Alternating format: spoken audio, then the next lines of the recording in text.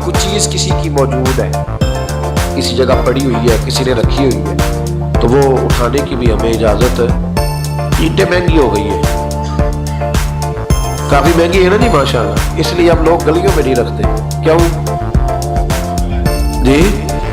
ہمارے زمانے میں پاگل بھی وہ ہے جو روڑے اپنے گھر میں پھینکتا ہے۔ اب جو درویش ہے نا پاگل ہے، وہ بھی روڑے اپنے گھر پھینکتا ہے، کسی کے گھر پھینکتا، چونکہ پاگل جو ہوا عقل مند نہیں ہے نا، اس لیے کوئی چیز اٹھاتا ہے تو لے کے اب گلی میں لوگ، یار عجیب بات ہے نا، یہ تکلیف والی بات ہے نا کہ اینٹ ایک 10-12 روپے کی ہوگی، کیا ہے وہ بھی ہم لوگ گلی میں رکھنے کو تیار نہیں ہوتے۔ باقاعدہ ایک صاحب نے مجھ سے کہا کہ اگر ادارے میں ہمیں آپ اجازت دے دیں تو ضرور گیٹ شیٹ بند ہوتا ہے۔ یار اینٹوں کے لیے میرے رسول کریم علیہ السلام نے فرمایا تیرے لیے جائز نہیں اپنے مسلمان بھائی کی چیز استعمال کرنا جب تک کہ وہ اس بات پہ راضی نہ ہو۔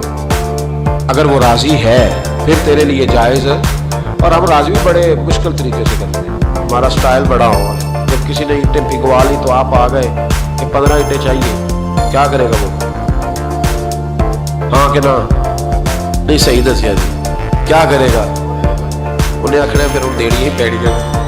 تو اب آپ کا کیا خیال ہے؟ بڑی خوشی سے دے رہا ہے، ہنس کے مسکرا کے دے رہا ہے، تو بھائی اتنی ضرورت تھی تو آپ موٹر سائیکل پہ جاتے کہ توڑا اینٹوں کا رکھ لاتے، وہ ملتی۔ یہ کیا ہے کہ شارٹ ہے دنیا میں؟ ہم تکلیف دیتے ہیں۔ حضرت وہب ابن منبہ تابعی بزرگ ہے، وہ کہتے ہیں میرا ایک دوست تھا تو 70 سال زندگی اس نے گناہوں میں گزاری، پھر اللہ نے اسے توفیق دی تو وہ نیک ہو گیا۔ اللہ فرماتے ہیں پھر اگلے 70 سال میں نے اسے واقعی نیک ہی دیکھا، اس نے وقت پہ نماز پڑھی، وقت پہ روزہ رکھا، اس نے وقت پر عبادت کی۔ پچھلے 70 سال کے گناہ بھی اس کے بڑے خوفناک، اس میں ایسے ایسے بڑے پاپ تھے کہ اللہ الامان والحفیظ، اللہ بچائے، لیکن پھر جو اگلے 70 سال تھے وہ سونے بھی بڑے تھے، صاحب بھی بڑے تھے۔ پھر میں نے اسے فجر کی اذانیں دیتے بھی دیکھا۔ فرماتے 70 سال اس کے، وہ 70 سال اس کے، یہ اتنی لمبی اللہ نے اس کو عمر دی۔ آپ فرماتے جب اس کا انتقال ہوا تو میرے دل میں روز خیال آتا تو میں روز دعا کرتا کہ یا اللہ مجھے پتہ چلے کہ تو نے اس کے پچھلے 70 سال والے معاف کر دیے، مجھے کبھی پتہ چل جائے تو میرا دل ٹھنڈا ہو جائے، کیونکہ وہ گناہ بھی اتنے خوفناک تھے کہ وہ بڑے سخت تھے، بیان نہیں کیا جا سکتا۔ آپ فرماتے ہیں اللہ نے میری دعا قبول کی اور وہ مجھے خواب میں مل گیا۔ میں نے پوچھا بتا کیا بنا، تو کہنے لگا ساری معافی مل گئی، ایک نہیں ملی۔ وہ کیا؟ کہنے لگے میرے پڑوسی کی چھڑی اس کے دروازے کے آگے پڑی تھی، تو میں ایک رات نکل رہا تھا اپنے گھر سے تو وہ چھڑی میں نے اٹھا لی کہ رستے میں کچھ جانور ستائے نہ۔ فرماتے بغیر اس کی اجازت کے اس کے دروازے پہ پڑی ہوئی چھڑی میں نے اٹھائی تھی۔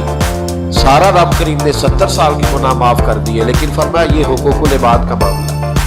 حضرت وہب ابن منبہ کہتے ہیں مجھ سے کہنے لگا، فرشتے کہنے لگے ساری معافی ہے پر ایک کوڑا قبر میں تجھے کھانا پڑے گا اس چھڑی کے سبب سے جو کسی کی گلی میں بغیر اس کی اجازت کے اٹھا کے لے گیا۔ تو مجھے پتا تھا اس کی، یار وہ یہی رکھتا ہے جب باہر نکلتا ہے تو اٹھا لیتا ہے، میں نے اٹھا لی۔ فرماتے ایک کوڑا فرشتوں نے مارا تھا میری قبر پہ اور 100 دن میری قبر میں آگ بھڑکتی رہی ہے، 100 دن۔ اب اللہ نے مجھے فضل کیا ہے اور معافی ملی ہے بغیر کسی کے، یعنی سودا خریدنے جاتے ہیں نا ریڑھی والا بیچارہ کیا کہے گا، کم از کم غریب آدمی کا نا 1.5-2 کلو پھل سارا دن چکھنے والے لے جاتے ہیں۔ یہ کس باؤ ہے؟ اٹھا لیا۔ وہ کس باؤ ہے؟